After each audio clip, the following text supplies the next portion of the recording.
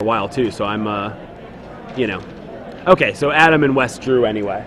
Oh, really? So yeah, so nothing to see there anyway. So, all right, well, cool. We've got a match. Welcome everybody. I'm Gavin Verhey here with Big Head Joe. I'm bringing you round 9 of the Star City Games Open Series here in Dallas, Fort Worth.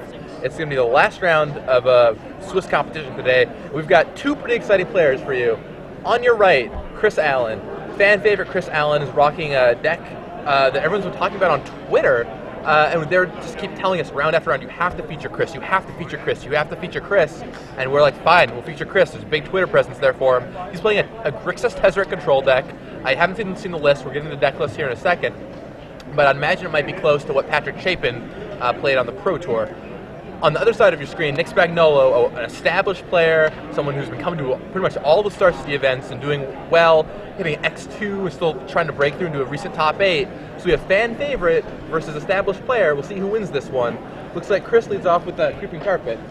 And Nick starts off with a Sea Chrome Coast and then an island second turn, and Chris is going to play a mountain into a Sphere of the Suns. Oh, nice. Getting that acceleration going. Get your counters on it. Oh, you already got it? They're being typed up. If you need them, I can get them. So it looks like the deck lists are being typed up, so we're not going to have immediate access to these. We might gain them. Why are they being typed up? For top 8. Oh, okay, fair enough. That makes sense. For the thing. Because the winner of this match makes top 8. That makes sense. Other people who are pretty much locked for top 8: Jerry Thompson, AJ Soccer. Like the mono red control player thinks he's locked for top 8. We might see him there too. Huh. So Nick Spagnolo plays I believe it's Tectonic Edge, and then Chris is now. Okay.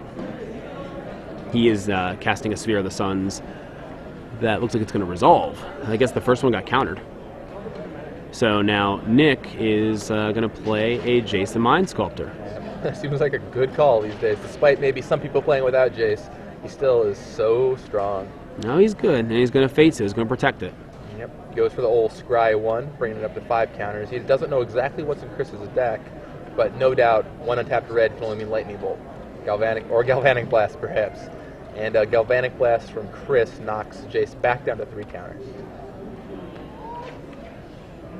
Looks like is that an Inferno type hiding at the front of there? Ooh, I did not see. You gonna be good there? Jerry Thompson and AJ both distributed in the top 8.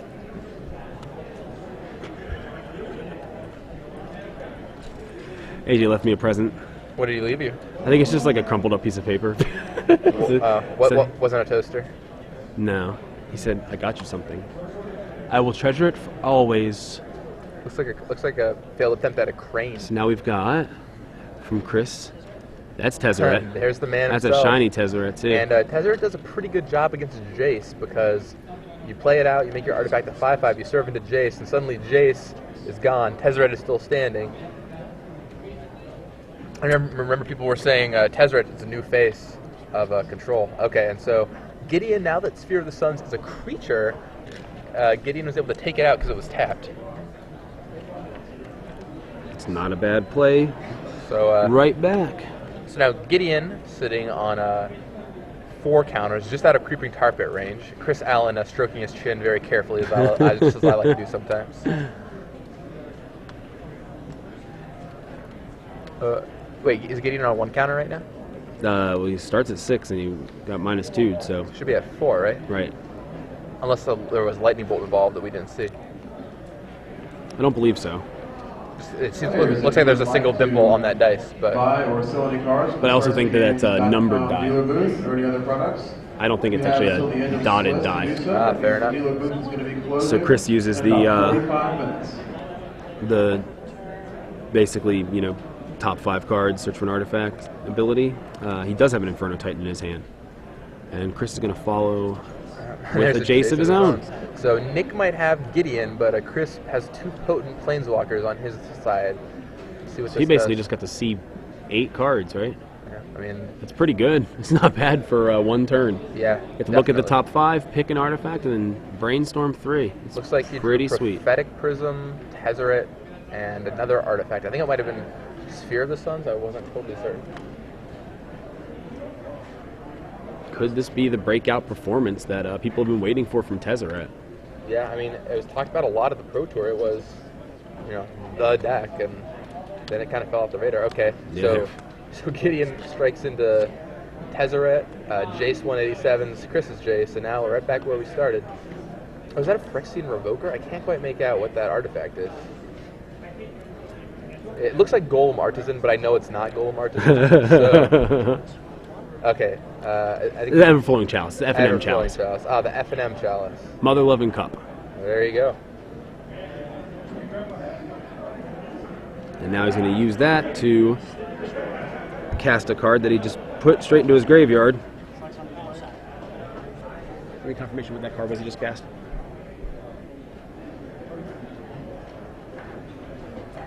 Alright, Gideon sends in. Okay, so he cast Slag Storm. Alright, so Slag Storm, I'm guessing, took Gideon down 3 counters. And this means setting Chris up to potentially Tezzeret that Chalice toward Gideon next turn. Yep. Alright, Tech Edge down that Gripping Carpet. Seems pretty good for Nick. Looks like Nick is gripping a Mana Leak there, which will stop Chris's Tezzeret aspirations. See, Tezzeret aspirations? Correct. That's awesome. I do what I can. It's fantastic. So I'm no there's, linguist, but there's I try. another tar pit. Alright, in for 6. And so yeah, that Tech Edge drops Chris down to only 3 lands. Now he can't even Tezzeret at all. There's a Jace. Suddenly the tides have turned. The Planeswalkers are on Nick's side. Jace and Gideon, the indomitable duo, fighting. Okay. Looks like Chris Yeah, he has doesn't that even have prophetic black prism. mana right now. Yeah, I mean, he can play that Prism, dig a little deeper, but Jason Gideon, not going to make things easy for him. That'll fix his mana, and he does get a land drop off of it. Okay. But it's going to stall him a turn. Yep. Or 3 turns. But, I mean, Gideon goes in for this turn, drops Chris down to 4, putting him on lethal the next turn.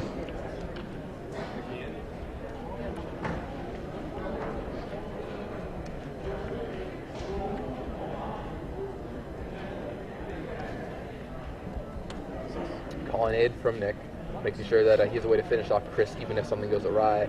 Gideon serves Chris down to 4. And Chris looks, and things are not looking good for Chris.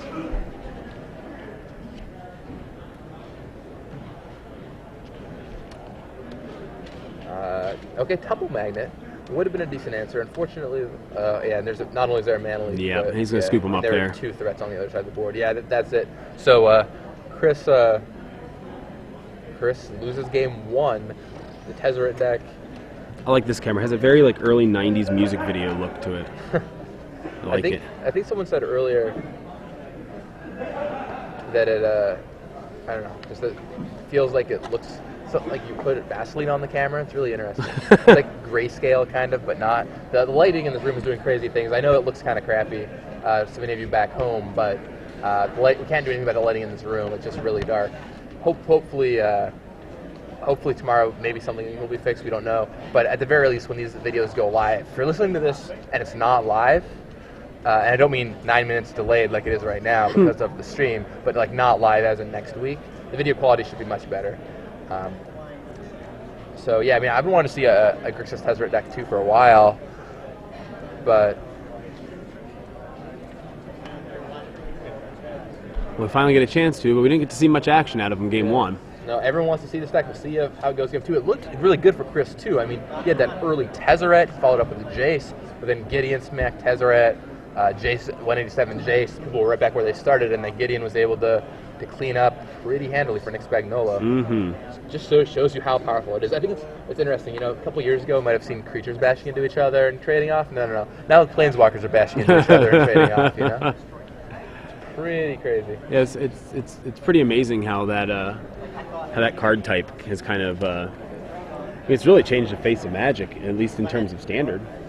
Yeah, I mean it's just really changed the face of Magic all the way from Standard back to Vintage, where Jace the Mind Sculptor sees play. And I've heard of Tezzeret seeing some play in Vintage, but definitely Jace is the leading culprit. Oh, I'd love to see Tezzeret deck in Vintage. That would be fun to watch. Well, there is a Tezzeret deck in Vintage. However, it does not use the correct Tezzeret that we want to see. It uses the old one with Time Bolt.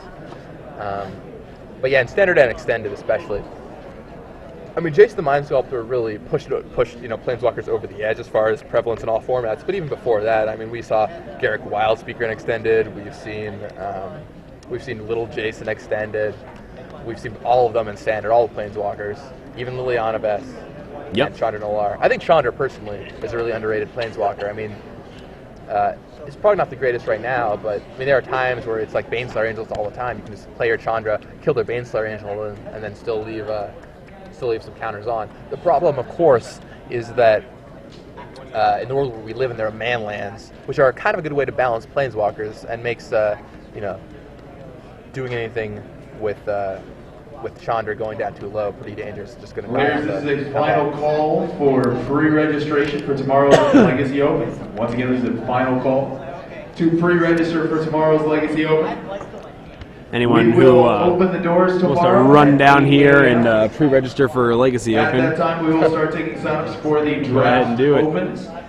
First one to start at 9 a.m. Second one will start at. But you'll miss the top 8 unless you're like huddled out front on a computer or something.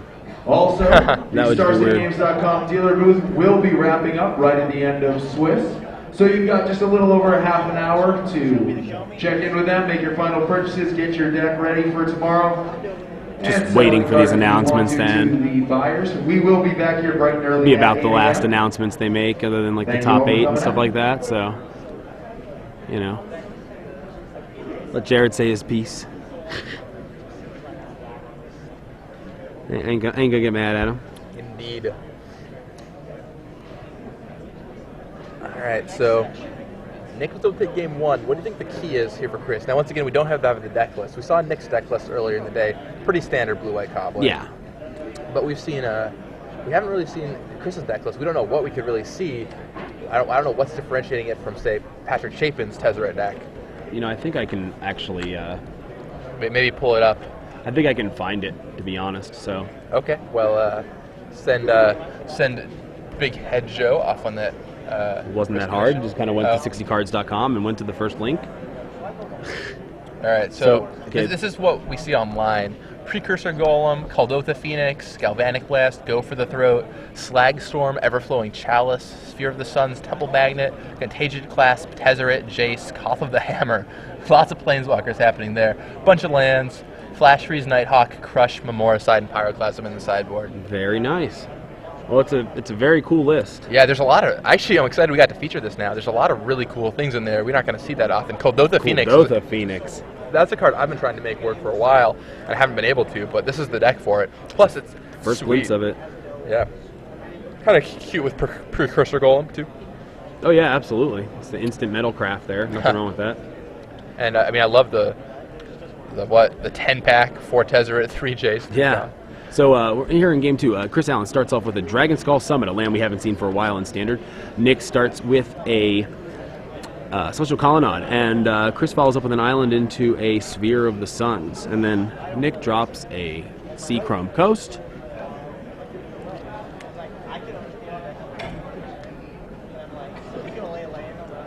Sphere of the Suns going to turbo things out. Oh, there's another Sphere. Second Sphere. So 2 Sphere. Not to be confused with 3 Sphere. And Nick's going to play a Glacial Fortress into play tapped on turn 3. A little bit of a slow start. Chris has 5 mana on turn 4.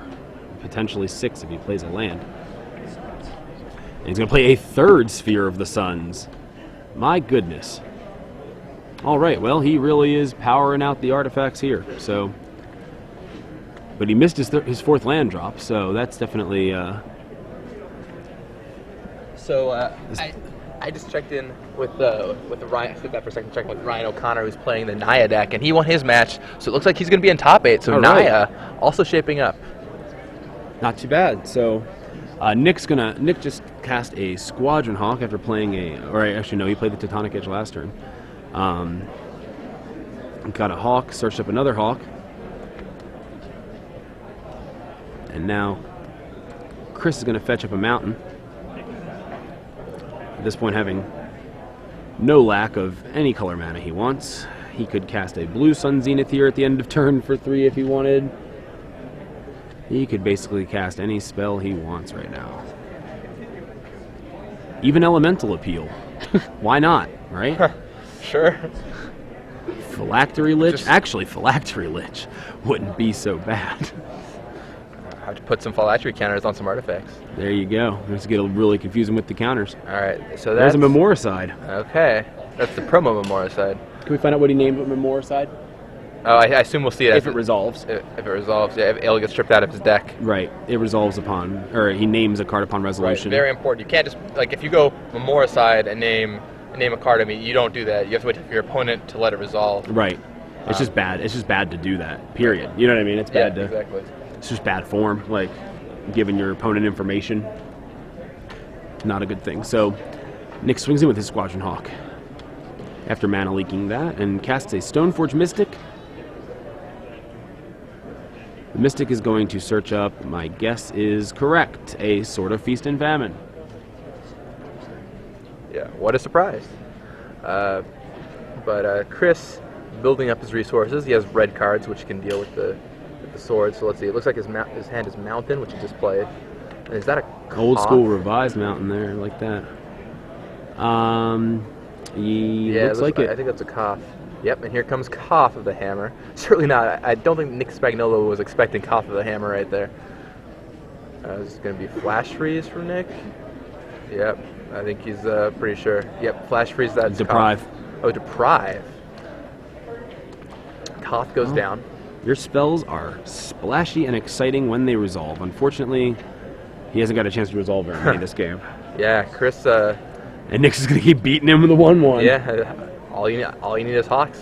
That's how the John Lennon song goes, right? That's exactly it. Yeah, the triples for the Suns draw, one or maybe two would have been okay, but drawing all 3 really slowed Chris down, ironically, because he couldn't quite find the cards he was looking for. But obviously he's not down and out by any means. Still has a lot of live draws with 10 Planeswalkers in his deck. Jeez. Yeah, right? We're going to try that again. Yeah, and there we are, Jace the Mind Sculptor. I mean, 10 Planeswalkers, that's, you know, 1 in every, what, 6 cards should be a Planeswalker? Jeez. Oh, man, yeah, Nick has all the answers. And he's just going to keep countering, and he's just going call, go right here. He's got another mana leak in hand. Well, the mana leak isn't as effective when Chris has 7 mana on the board, but still. Or all those spheres are still active at least, right? Yeah. Jace of his own. Oh, man, yeah, Jace for Nick, too. So if you have 10 Planeswalkers in your deck, it's a 1 in 10 chance of drawing Planeswalker in any given draw? Is that right? Because you have 60 cards? If you have 10? Or is it 1 in 6? 1 in 6. 1 in 6, okay, so I was right the first time. Yeah. I was, like, worried that I'd somehow messed that up. Not exactly a mathematical person. Man, Nick certainly, yeah, brainstorms, and Chris just has nothing going on. He's holding on to a lone card over there.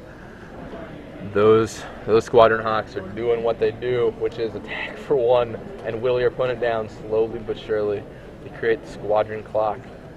Squadron Clock.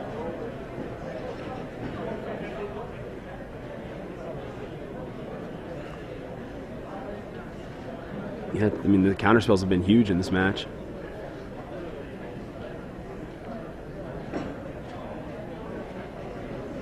I think that's the one, I mean, obviously that's the one advantage Nick seems to have over Chris is that Nick's spells will all resolve. You know, and that's always, like, if you're playing against another control deck, that seems to be, like, pretty beneficial. You know? And that's the one thing that Joey's major problem with this deck is that a lot of times it seem to have draws like this where you just basically are doing nothing. Right. I mean, you do have your really explosive draws where you're like, you know, Sphere of the Suns, Tezzeret, go nuts, right? When it goes right, it goes really right, but sometimes it can just go really wrong, too. Exactly. That's the problem. All right, and there goes Jace. Looking to 187 Spagnolo's Jace, which it does. So he's doing pretty well at drawing those Planeswalkers, but they're not really giving him board presence because he just has to use them to fend off Nyx.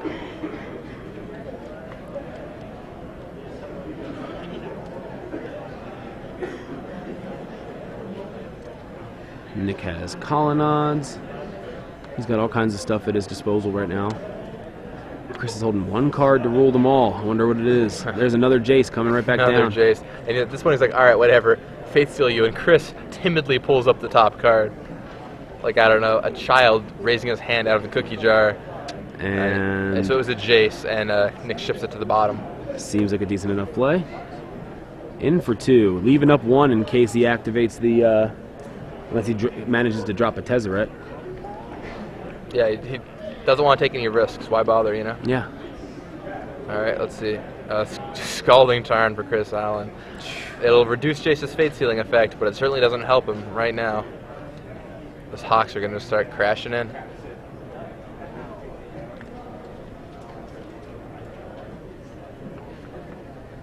I mean, I guess a Slag Storm would be really beneficial for Chris right now. If he ever gets to draw one. Yeah, Slag Storm wouldn't be too bad, but even then, Nick just, I mean, still has his Jace active, still has all the cards in his hand that he needs to use, still has a Colonnade. There's sort of Feast and Famine. Gonna strip Chris's card out from under him.